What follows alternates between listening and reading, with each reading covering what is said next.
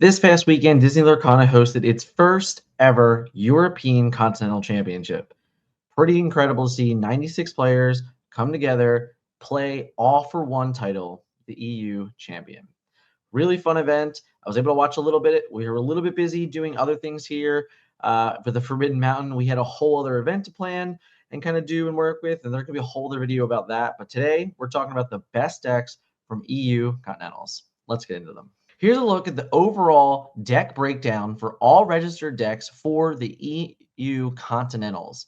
32 Ruby Sapphire, 20 Amethyst Emerald, 16 Emerald Steel, 12 Amber Steel, 7 Ruby Amethyst, 4 Sapphire Steel, 4 Amethyst Steel, and 1 Ruby Steel. Yes, I did say Ruby Steel.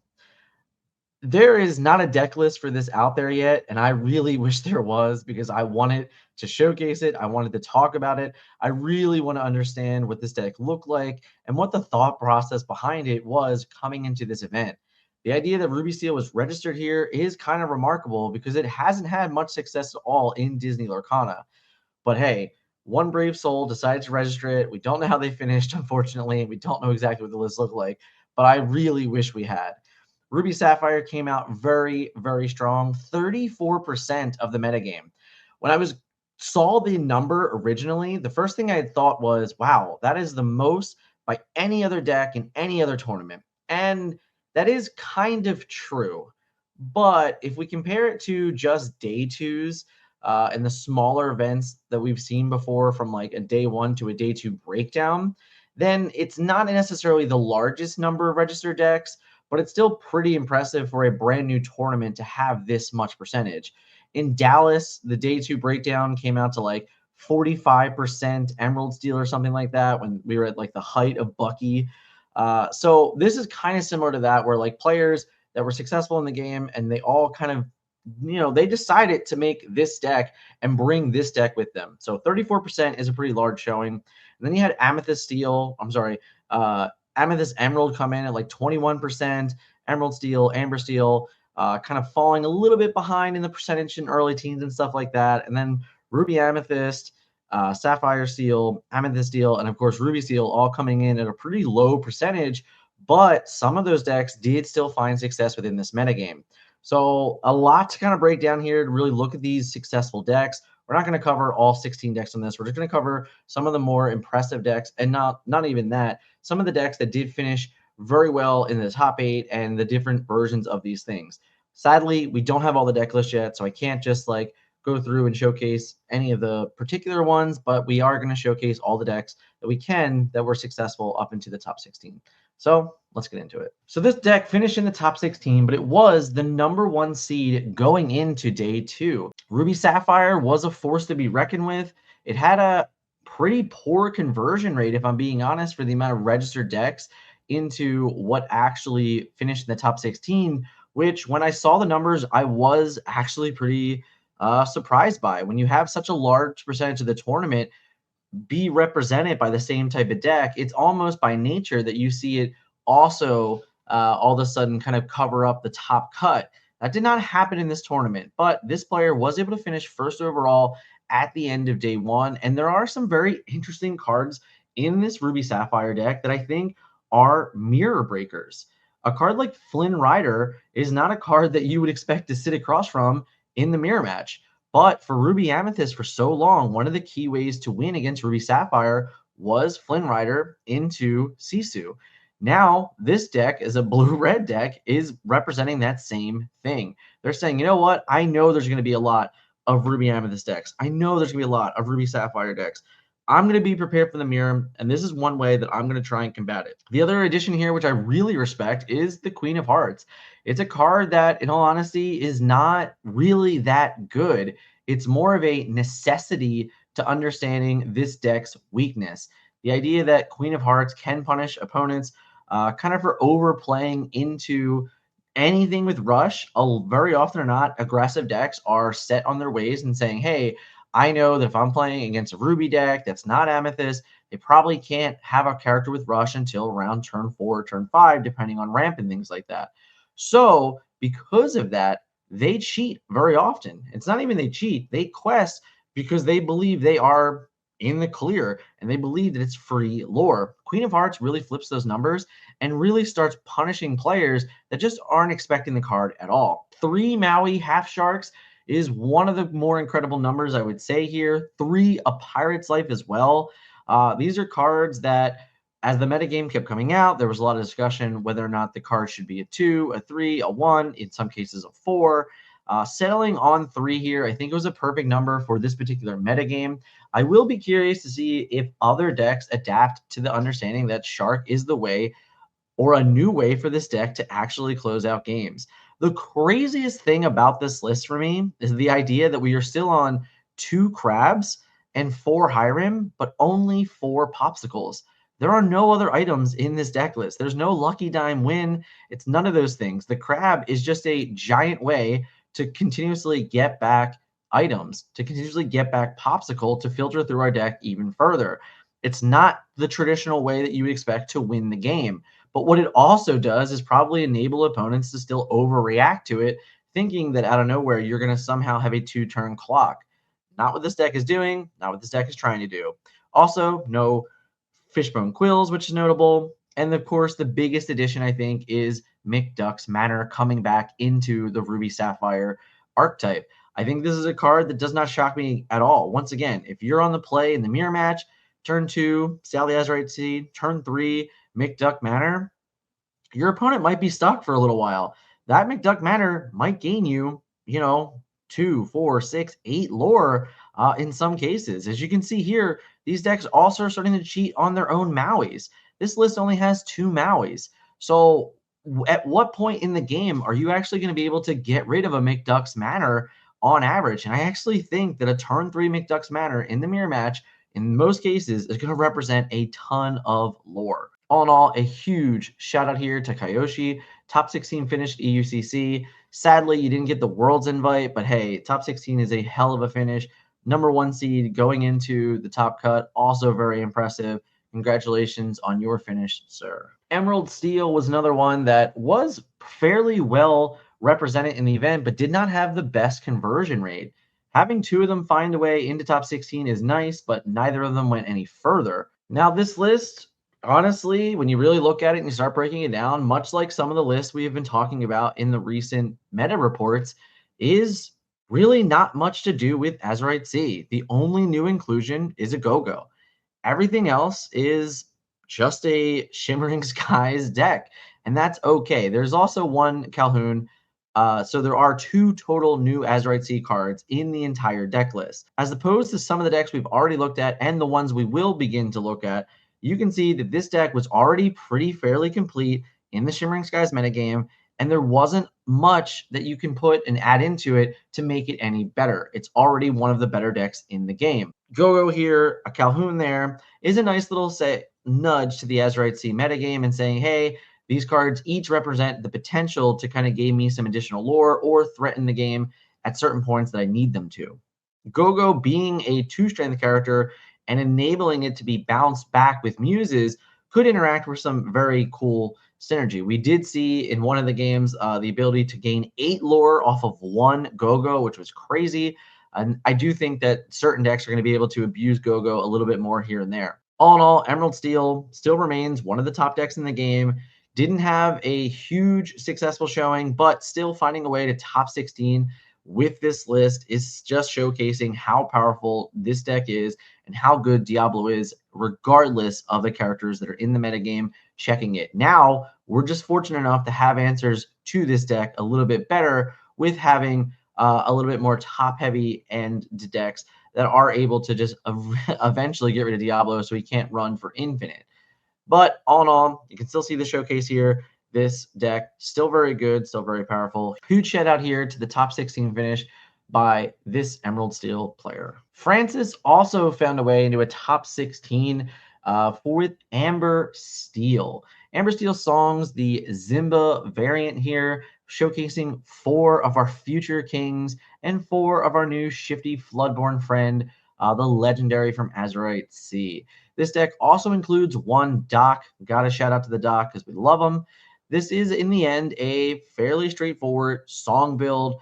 The conditional picks here are once again the world's greatest criminal mind. This is a card that we keep seeing come up more and more now. It does combat cards like Pluto very well, some of the top end cards from Ruby decks, and of course Tamatoas and things like that. So the card does seem to be pretty fitting currently within the metagame. I will say it was probably a very tough day for Amber Steel in general. Finding a way to 2-0 any particular deck in a field of 34% Ruby Sapphires within 96 players is likely not the best day for Amber Steel in general. It's just very difficult to win games on the draw, and it's still very difficult to win them on the play for what it's worth, but at least it's realistic in that matchup.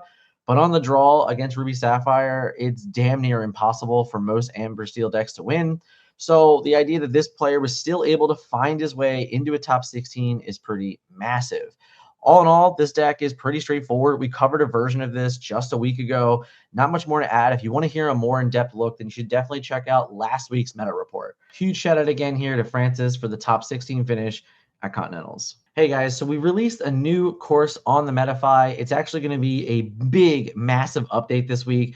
I had my own weekend event at PAX Unplugged that we're going to be focusing on a little bit later in the week in the channel. But this is the #1 goal this week. We already released it. There's some stuff out there already. But at the end of this week, by the time we get to CCS, this guide is going to be just packed full of information. It's already out there. It's already on sale. If you want to check it out on Metafy, it's going to be in the description below. It's also going to be in the pinned comments below. It is a massive overhaul of information about the Disney Lorcana metagame, and just like this video times 10. I can only spend so much time on a video, but I can spend infinite time writing articles and just like recording myself and feedback about different things, all the different types of Amber Steel, all the different types of Amethyst Steel, the dominance of Ruby Amethyst from this weekend, where Ruby Sapphire is. All of those things are going to be covered in this guide. So definitely check it out in the pinned comments below. All right, so let's take a look at the EUCC top 16 breakdown. So we saw the numbers from the past, and this is where we ended up in the top 16 with 5 Amethyst Emerald, 3 Ruby Sapphire, 3 Ruby Amethyst, 2 Emerald Steels, 2 Amethyst Steels, and 1 Amber Steel. We messed up that color a little bit. Sorry about that, guys. But regardless, you can see here that some of these decks were very successful in terms of registered decks to conversion for top 16. Amethyst Steel was 4 registered decks total, and 2 of them found their way into the top 8, which is insane. While Amethyst Emerald was 21% and Ruby Sapphire was 34%, Amethyst Emerald was able to be just better of a conversion rate in that event. I do think a lot of that probably has to do with the matchup. Amethyst Emerald having a fairly good matchup in the Ruby Sapphire definitely helped, and having a, at the very least, a split matchup with most Amber Steels and most Amethyst Steels probably also very much played into that. I do think that it would be interesting to note what the conversion was for missing on Ruby Amethyst decks, but nonetheless, you know, Ruby Amethyst also had a fairly good conversion rate from day 1 to day 2. I think it's really cool to see those conversions. The idea that these were the best players in EU Continentals, 64 players were already qualified, 32 players got in on LCQs, and this was the the turnout from that. These were some of the best players that EU has to offer. They all chose to bring this specific deck for this specific metagame, and this is how it broke down. Am I shocked at all that Emerald Amethyst ends up as the top deck in top 16? No, I'm not really. This is a deck that EU has honestly made famous. Artibax himself obviously is a huge advocate for it, but it's also been successful by so many different players from all different sorts of events. So here, 5 of them in top 16, really not a shock to me. We also had one in the finals, nearly, winning the EU Continental. So yes, it's a higher number. It was a great conversion rate, but it's really not shocking at all if you've been following the EU scene in any bit. Ruby Sapphire really fell down. I mean, 30 plus decks registered down to 3. Normally you would see when a third of a deck is registered in a tournament that you would probably have a third of it in the top cut. So the idea that 30 plus decks were registered and only 3 made it, that's a really terrible conversion rate for them. Ruby Amethyst and Amethyst Steel had very great conversion rates. They were like, nope, we had a low amount of them in here, but we got multiples in. I mean, 50% of Amethyst Steel decks made it. That's crazy. 50% of Ruby Amethyst decks almost made it. That's a pretty great conversion rate for those decks in general. And obviously, you can see here, where none of us are blind, we have Amethyst, Amethyst Emerald, Ruby Amethyst, and Amethyst Steel making up more than half of the top 16 as well. That's a lot of Amethyst decks, and mostly, pretty close to the same cores, or like 20 to 30 of the same cards in those decks, even though they are different archetypes. So just something to watch moving forward right now is that it's very clear that Genie has made a huge impact. Diablo 1 has made a huge impact. And these cards are just threats to the metagame in its current, its current pace. Speaking of Amethyst Steel, here's the top 8 deck played by Swandai. This is the more mid-rangey version, I would say, that was in the list. There was another version that was added that is more of a dock aggro list, but a little bit modified. I'd say that both of these decks, honestly, will end up being classified as mid-range. Even though they have the spurts of looking like an aggro deck, I believe these decks are designed to go a little bit longer. The really cool additions to this list, I think, are Bell. Bell is just a really fun card. It's been seeing more and more play the last few weeks. We showcased it in one of the Amethyst Steel decks last week, and here it is again. This 5-cost 4/4 with the ability to move damage is a really nice way to kind of win the Genie Wars. It's a really nice way to just like take annoying characters off the board after the fact.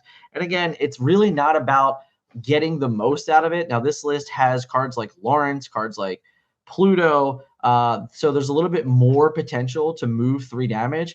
But in all honesty, 2 damage is enough. So this card moving 2 damage is enough to still break serve more often than not. I do think that it's very interesting. This card is only a 2 of. I think right now, if anyone that was watching or anyone that's been playing with this card, there's a world where I think this card becomes more. I am very curious about this Hades. It's a very interesting card. It's like really awkward in a world where Ruby and Medusa is still pretty high in going around the metagame. But, if there's still Medusas and Lady Tremaines, maybe this card is still fine. It's a nice way to say, hey, if you don't answer me right now, I get to gain 3 lore. So because of that, it's not a bad card at all. With Pluto, it makes it very interesting. I think the way we get there is very interesting. Being an uninkable at 6 means if it gets stuck in your opening hand, it's not the greatest feeling in the world. But yeah, this deck does have enough draw power to kind of like find its way through and get the character in play. This is a card that I do not have too much experience with, so I'm not like super sure. I know that it won a game or two within the tournament on camera, so I definitely have to go and watch those games.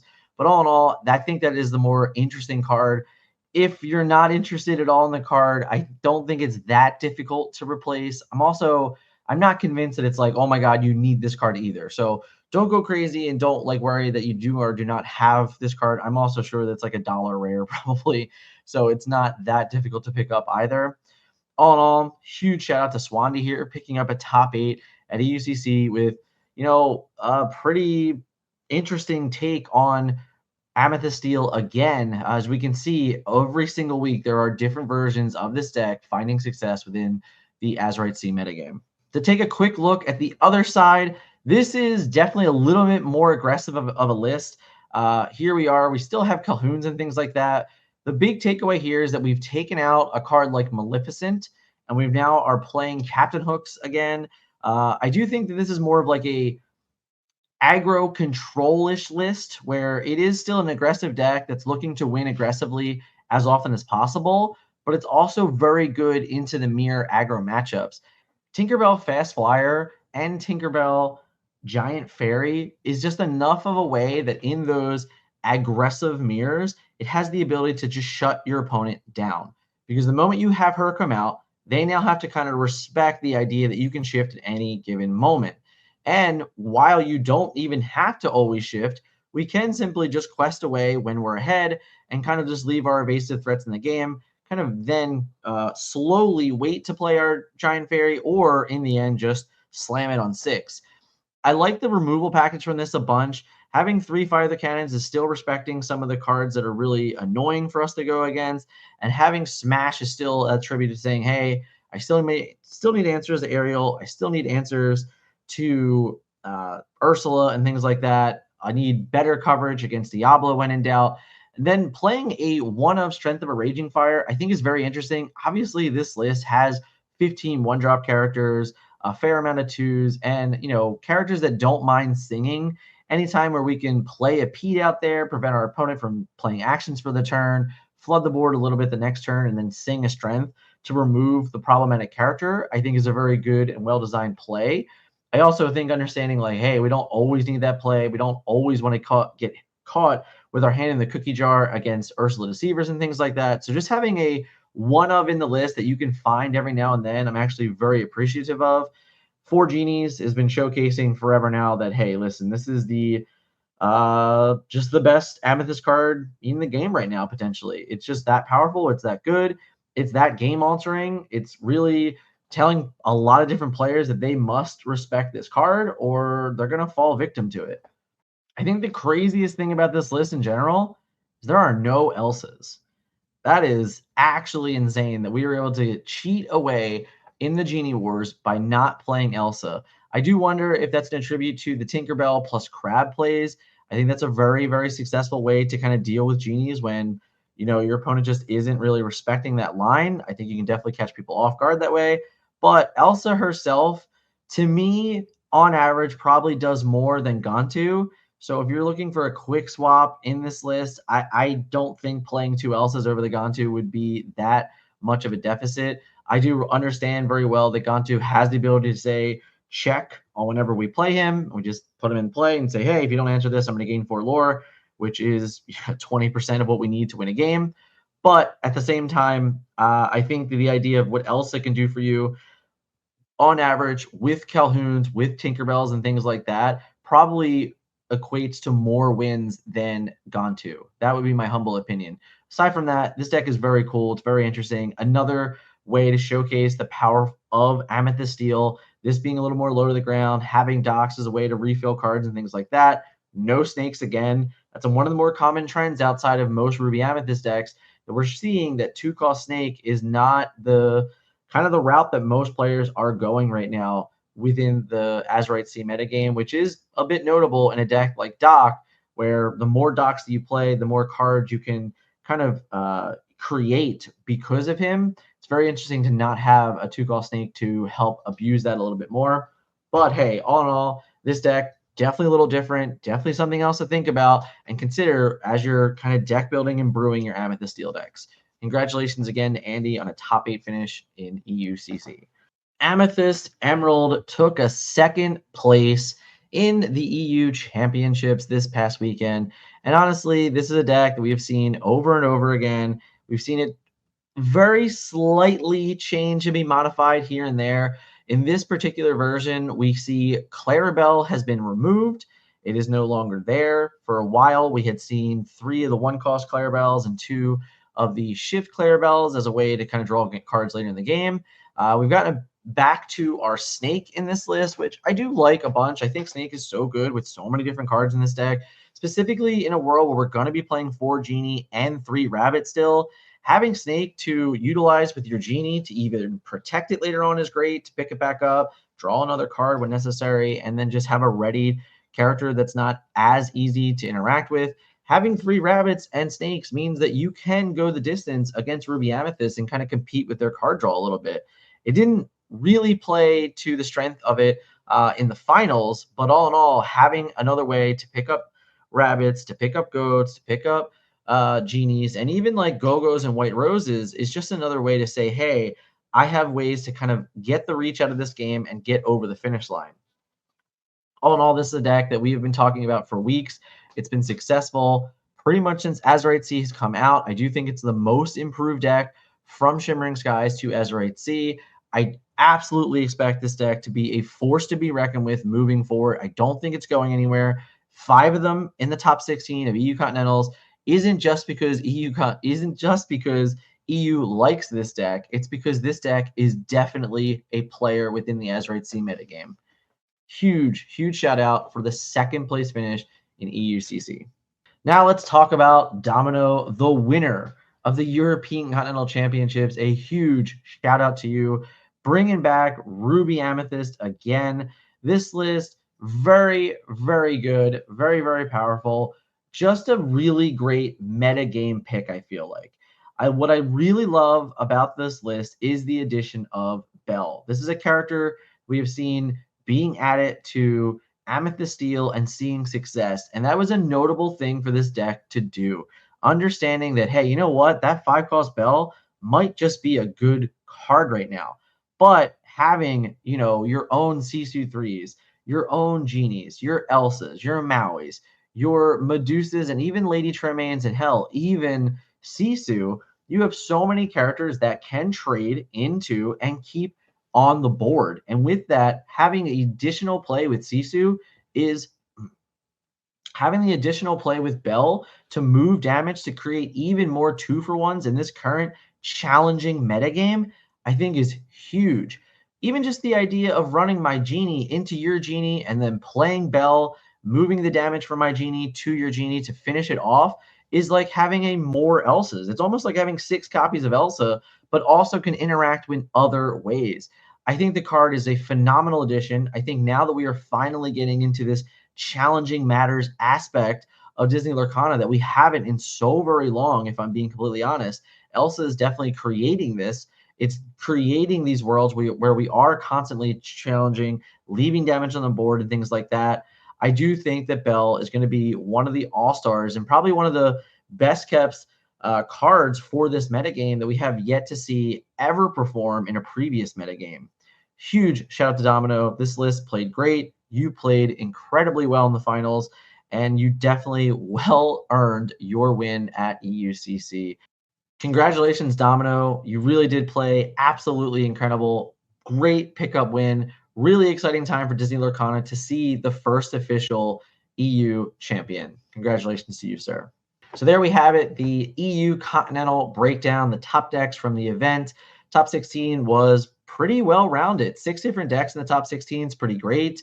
A brand new deck, realistically, in Amethyst Emerald, making a breakout tournament performance, having 5 in the top 16 is really just something to say, hey, we are a deck and we are here to be reckoned with, and that's awesome. Ruby Amethyst picking up another big win. The first ever EU Continental Champion is Ruby Amethyst. And honestly, we were just talking about this over the weekend of like where the meta has gone and things like that. And the idea that last year, the first ever official organized play competitive tournament showcased 6 Ruby Amethyst in the top 8 of that event, a 64-player event. Here we are a year later, Ruby Amethyst wins EU Continental Championship on the exact same weekend. Pretty crazy, pretty stellar ride for Disney Lorcana, for Ruby Amethyst to make that full circle. At the end of the day, fox, rabbits, crabs, goats, snakes, they have just defined Disney Lorcana for a year, and now they just have a new friend in Genies and Diablos, and it just kept the consistency all there. So pretty awesome. If you haven't yet, definitely make sure you hit follow on the Metafy. We're going to have David Nunez writing on there, kind of his quest towards the North American Continentals. You're going to have me on there updating different guides and things like that. Dick Burns is going to be around. Scott's going to start hitting up on the finance Metafy. We got a lot going on for Metafy coming up in the month of December and into 2025. So if you haven't yet, go hit follow on the Metafy so you can get those free articles. You can know when our new courses come out like that right away. Thank you guys for all the support this past weekend. In the next video, we're going to be talking about some of the things that occurred all around globally and not just EUCC. We're going to look at a full breakdown of the meta report. That meta report will be out later on the week. So if you haven't, you like this type of content, you'll definitely like that video as well. You'll also probably love this meta report that was from last week, showcasing the different decks. So hit the like button for me. If you haven't yet, hit subscribe. And hey, we'll see you in the next video.